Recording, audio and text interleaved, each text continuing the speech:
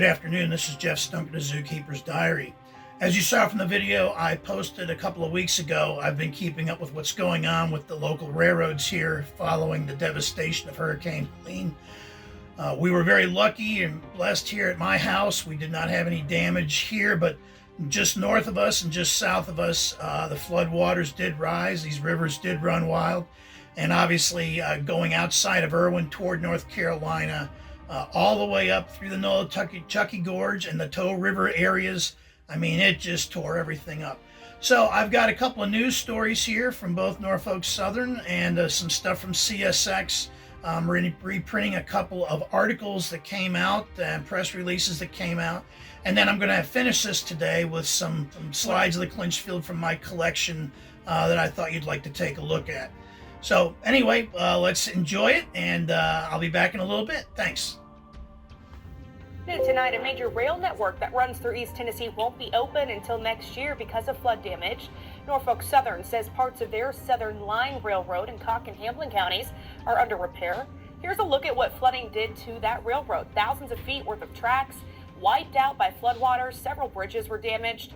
The railroad runs from Old Fort, North Carolina through Asheville all the way here to Newport and Morristown. It delivers goods to a lot of local businesses. Norfolk Southern says the track between Asheville and Newport is expected to reopen by January. The company also donated more than $400,000 to the Red Cross for relief efforts.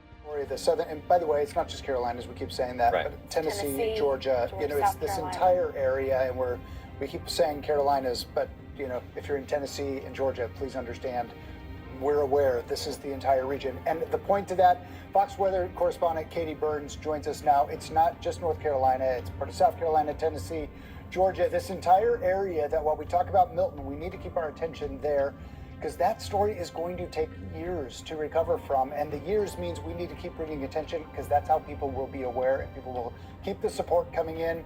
And with winter coming, they're going to need a lot of support. Katie? Authorities can't yet confirm how many people are still missing, and the state's emergency management says there are still searches happening. They're looking inside cars in damaged homes and around areas where debris has gathered downstream.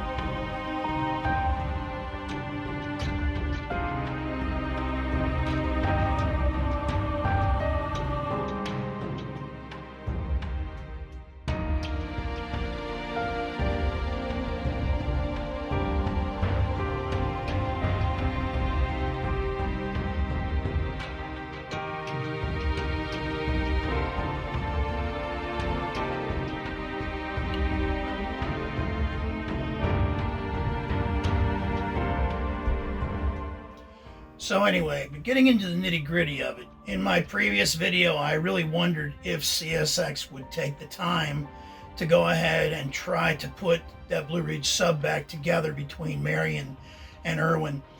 As you might have heard in the news, there's a particularly important quartz deposit in Spruce Pine which was underwater. I am under the impression they are producing enough quartz out of that mine that is requiring train haul. I can't guarantee that, but the rumors I've heard is that they are actually building up the loops and going to have that back in service as quickly as possible. As I said, I went down to Irwin. Here's a couple of clips from Irwin, and you can take a look. I didn't see anything big going on there, but I was there in the middle of the day, and if anything had gone up into the gorge already, then it would have been out of sight, out of mind at that moment. But I think the area going into Spruce Pine is probably more crucial at this moment to redo. And the north end of the railroad, as far as I know, was unharmed. Above Irwin, there was no problem. So let's take a look at my little videos too.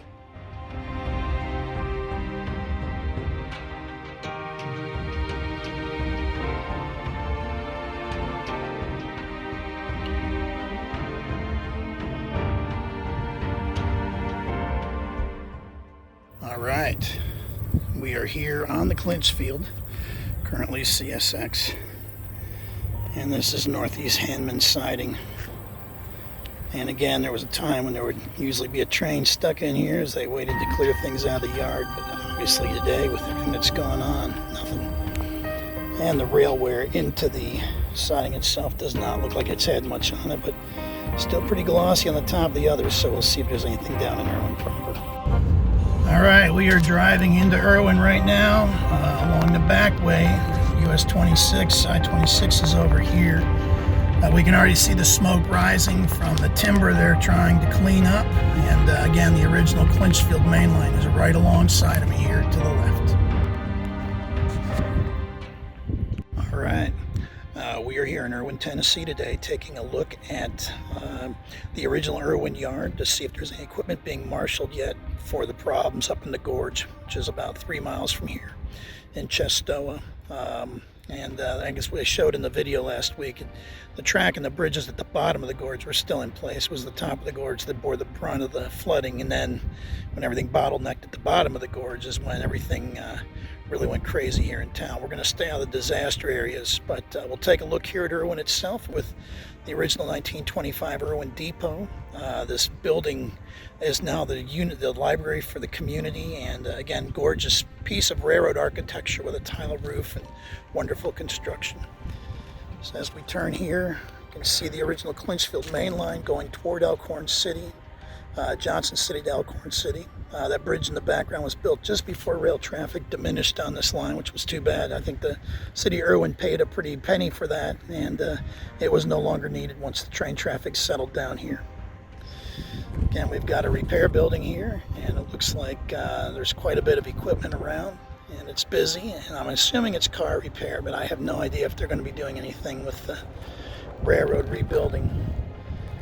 And then as we turn up here, all you can see is a small string of what looks like probably ballast cars, and that's it. There's a few signals. Most of the yard trackage is gone now. And here is the original Clinchfield office buildings.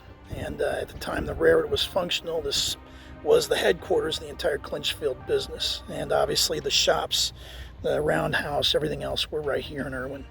So we'll go down to the other end of the yard and see if anything's down there, but it doesn't look like they're using this end of the railroad for any kind of marshaling work into the work zone.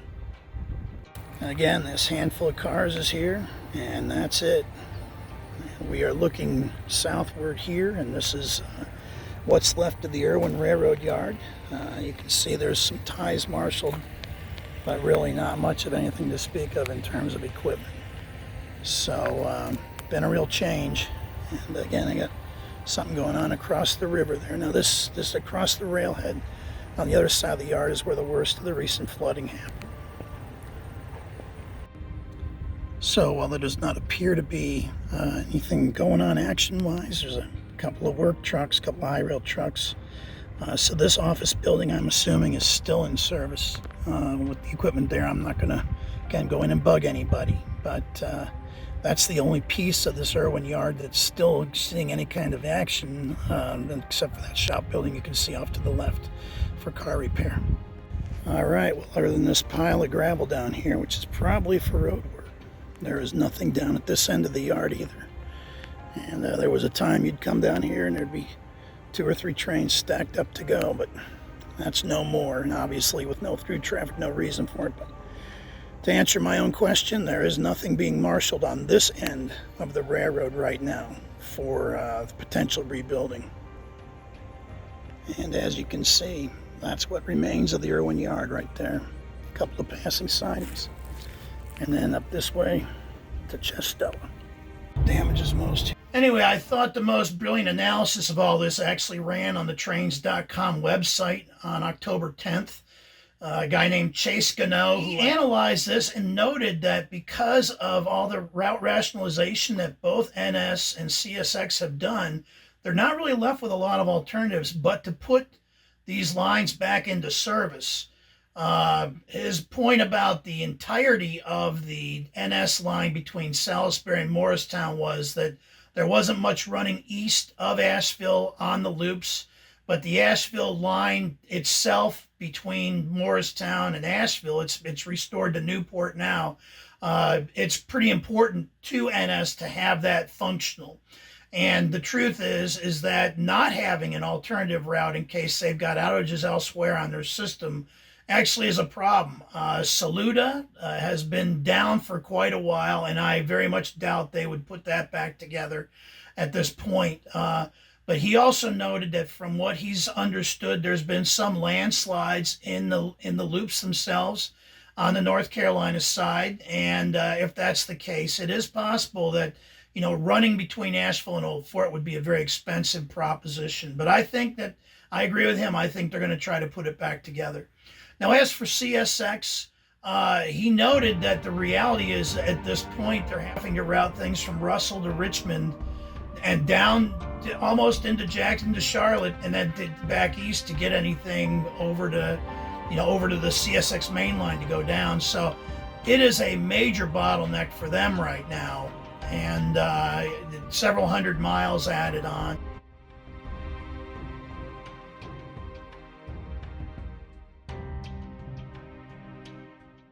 They showed the profit. They did their quarterly earnings on the 16th of October, and CSX noted that although they were going to take a big hit on these repair issues, the railroad itself is healthy, and they did pay a quarterly dividend. So anyway, I'd like to show you these Clinchfield slides. I'll caption them as I go. But again, appreciate you supporting this channel and appreciate you, again, checking this all out. Tweetsie Railroad is closing for another month and a half because damage is so extensive. Typically, this month is their second busiest of the year, only behind July. Leaders say they usually anticipate closing for a day or two during hurricane season, but this was beyond anything they could have imagined. The devastation was far in excess of what anybody had anticipated. Caught, as you know, everybody by surprise, and it forced us to shut down actually for several weekends now. Due to some relatively minor damage to buildings, but some landslides here and there. We had a landslide on a section of the train track that had to be cleared off. The train track was damaged, and as I speak, they are doing the train track repairs, and that might be finished today or Monday. But we still don't have power to parts of the park. They say this break will also allow staff in surrounding areas to prioritize restoring what was lost. They're expecting to reopen on November 29th.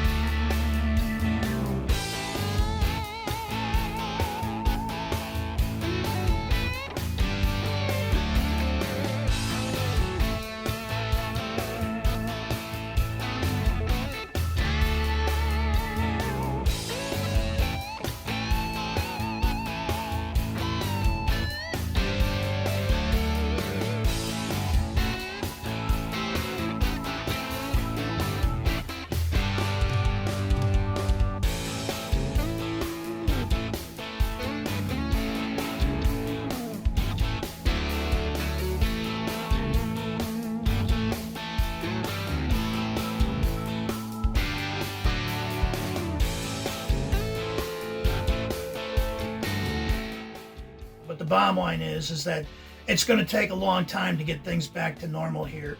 And there are a lot of people who lost not just their houses, but their property. The property washed away at the same time their mudslides took their homes down. And so if you got a way to support any of the things going on here, we recommend you stay with the local private charities. I think they're doing a great job and they're boots on the ground at this point. And we're looking forward to continuing on putting some railroad stuff out there, and I'll be back in a bit. Thanks again. This is Jeff Stunkard for Zookeeper's Diary.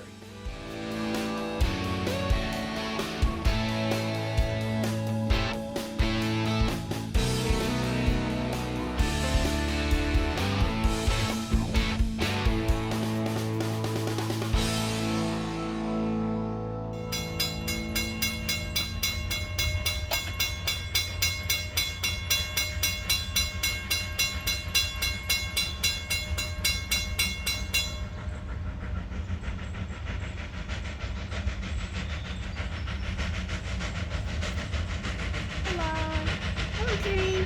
How you doing?